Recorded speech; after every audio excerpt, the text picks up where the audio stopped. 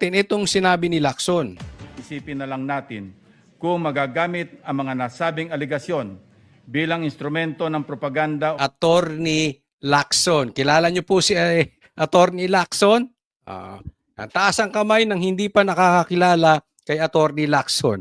Dito po natin sisimulan ang ating topic patungkol dito sa kanyang style. 1960s ang style ng leadership ni Lacson. Pag-usapan po natin. Kwekwentahin ay kaduda-duda para kay Senador Ping Lacson ang pahayag ng 18 nagpakilalang dating sundalong na... Bakit naman? Bakit hindi siya naniniwala at kaduda-duda tong 18 ex-Marines? Empleyado. Tawagin na lang natin silang 18K. Alam nyo na yun, pag sinabi kong 18K, 18 ex-Marines. Bakit 18K? Dahil parang ginto ang kanilang puso. May ginunto ang puso. Kasi hindi naman sila Marines lahat eh. 16 po yung ex-Marines, 2 sundalo. So para kaysa sabihin nilang fake news tayo, kahit naman sinasabi na ng GMA, tawagin na lang nating 18K. Okay po ba? Sige, tuloy. Umano ni Zaldico. Ayon kay Lacson, kung ipagpapalagay na totoo ang sinabi nilang nag-deliver ng 805 billion pesos ng nakamaleta, kahit anya 24 oras na magtrabaho ang mga nag-deliver, ay aabutin sila ng 5 taon. Okay. Ito ang sinasabi ni Lacson. Yung 805 billion, kung i-deliver mo yan, kahit araw-araw, 24 oras ka nagtatrabaho, aabutin ka ng 5 taon. O, dito pasisinungalingan natin etong matagal ng sinungaling na si Lacson. Pasok! Para matapos yan, kabilang dyan ang pagbubuhat, pagbibilang, pagbabalot at pagde-deliver ng pera. Pagbabuhat, pagbibilang, pagde-deliver, pagbabalot. 5 taon? Magdi-deliver lang? Kung sinimulan anya nila ito noong 2023, ay sa 2028 pa sila matatapos. Kinwestiyon din niya kung magkano ang natira para kay Ko na sinasabing nag-utos ng paghahatid ng pera kung na-deliver nga ang sinasabi nilang 805 billion pesos. Okay? Pasinungalingan po muna natin, ha? Ano daw yung nakuha ni, ano pang natira kay Zaldico kung nag-deliver to ng 805 billion? Di ba? Parang sinasabi niya, hindi ito totoo. Huwag po natin kakalimutan. Dati, itinuturo nilang mastermind si Zaldico. Kaya nga pinahahanap nila sa Portugal o kung saang anong bansa man. So sa madaling salita, kay Bongbong na amo nitong si Pinky Lacson at kay Tambaluslos at kung sino man yung mga magnanakaw pa dyan, mastermind. Hindi sila kasabwat. Ang totoong mastermind yan, si Zaldico at marami pang iba na nakinabang din sa Ghost Projects. Kung totoong mastermind, ito ang tanong dyan. Kung totoo at papaniwalaan namin yung sinabi nyo na si Zaldico ay mastermind, di dapat mas lalo nating paniwalaan itong 18K, itong mga ex-Marines, itong mga sundalo na nagsiwalat ng baho at nagdi-deliver ng pera kay Tambaluslot at kay Bongbong Marcos. Tama po ba or tamang-tama? Diba? Pero ang tingnan natin, itong sinabi ni Lacson.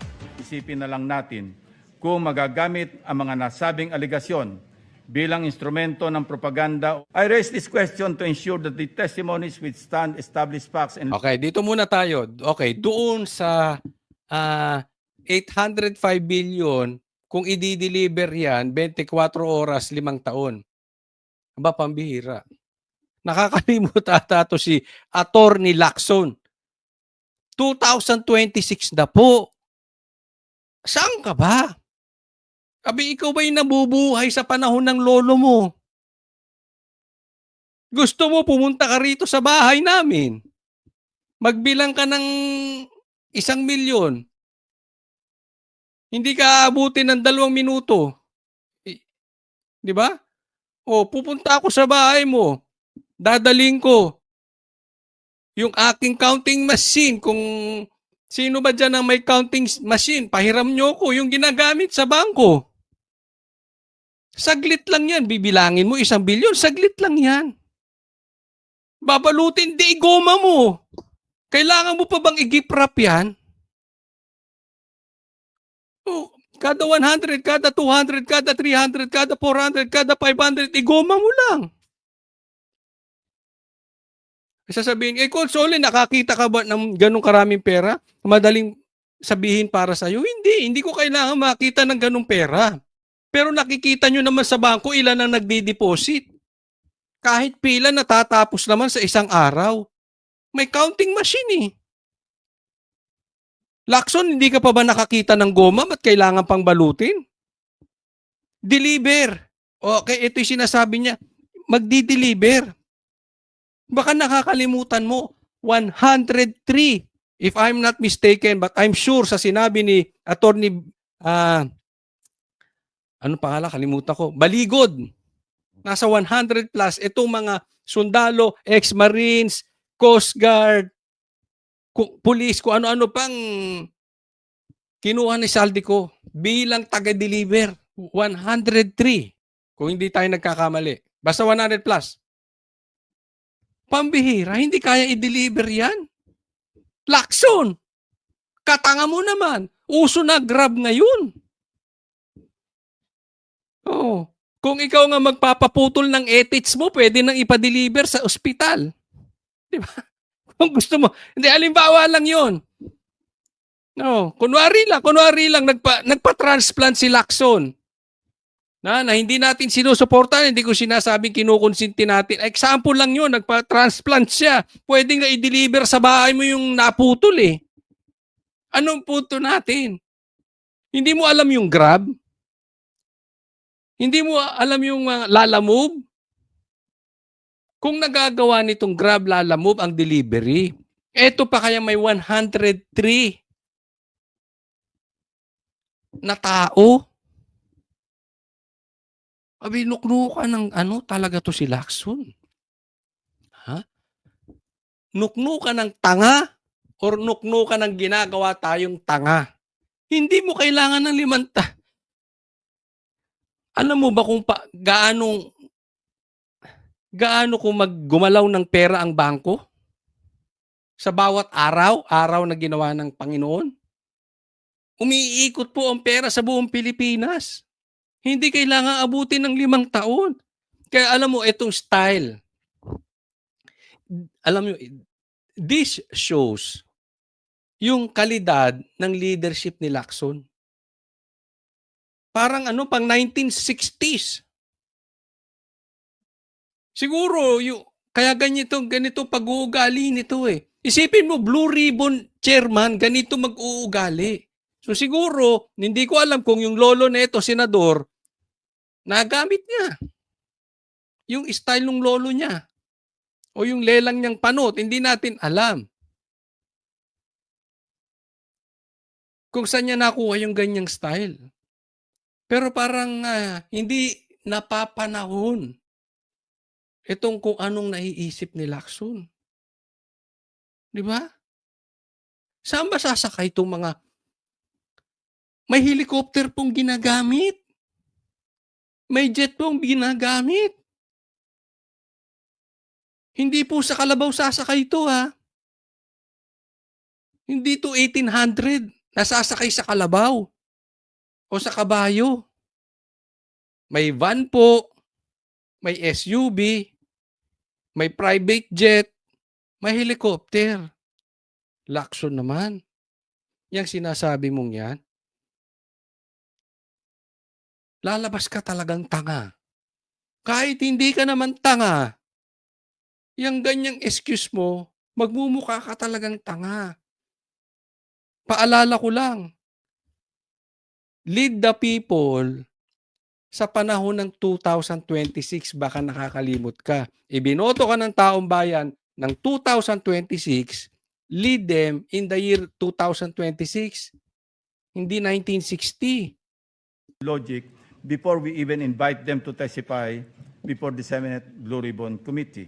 If their statements appear to be demonstratively false and physically impossible to accomplish, wouldn't convening a hearing effectively validate and dignify this information? Okay, ang punto dito ni Lacson, kaya daw niya ni-raise yung ganong impossibility. Kaya kine-question niya yung ganoon. Kaya sinabi niya na aabutin ng 5 taon pa. Kasi kung sisimulan ng hearing, ay ito ay maja-justify yung fake news. Maja-justify yung sinasabi niyang maybe indirectly na sinabi niya yung parang trial by publicity. Diba? So bakit natin i-dignify yung ganitong klase? Una, Lacson, you are not in the position to judge. Dapat ikaw lang ang parang mag-host ng hearing. Di ba? Kung bagat sa isang party, ikaw lang ang host. Hindi mo obligasyon yun. Dapat nga ang iniimbestigahan mo dito, totoo bang na i-deliver yung maleta? Kasi ang lumalabas sa'yo, Attorney Lacson, para kang abogado ni Bongbong Marcos at ni Tambaluslos. Kahit itanggi mo yan, tanungin mo kung may anak ka, tanungin mo kung may kabit ka, tanungin mo kung may kamag-anak ka, yan talaga iisipin. Walang taong kahit kamag-anak mong maniniwala na ikaw ay hindi pumapanig kila Marcos. Ngayon, kung sila ay naniniwala din, ewan ko lang, anong meron kayo? Anong meron sa pamilya ninyo? But this is obvious eh. Dapat ito, sige. Sabi nga ni Marcoleta, Senator Marcoleta, pag puro excuses, ay hindi mo na hinahanap yung ebidensya. Bakit hindi mo imbestigahan? Imbestigahan sa Blue Ribbon. Anyway, pwede mo namang barahin eh. Pag nakikita mo, pangit, barahin. Di ba? Pero bibigyan ng pagkakataon. Yan din ang sinasabi sa korte. Lahat may day in court. Anong ibig sabihin ng day in court? May karapatan sila madinig. Ito rin ganun din. Although this is not a trial court, but bilang Blue Ribbon chairman, dapat didinggin mo yung 2 panig. Sa lumalabas dyan, ang dinidinig mo lang yung panig nila Bongbong Marcos. Ni ayaw mong pasimulan. Pambihira, Lacson. Hindi ka na nakakatulong sa Pilipinas. Pabigat ka na. Ilan po ang deliveries? Ni isa ayaw mong imbestigahan. Anak ka ng nanay mo. Wala ka nang naitulong sa Pilipinas. Ngayon, kung sinungaling tong mga ito at napatunayan, di ikulong nyo. Sampahan nyo ng kaso. But for the meantime,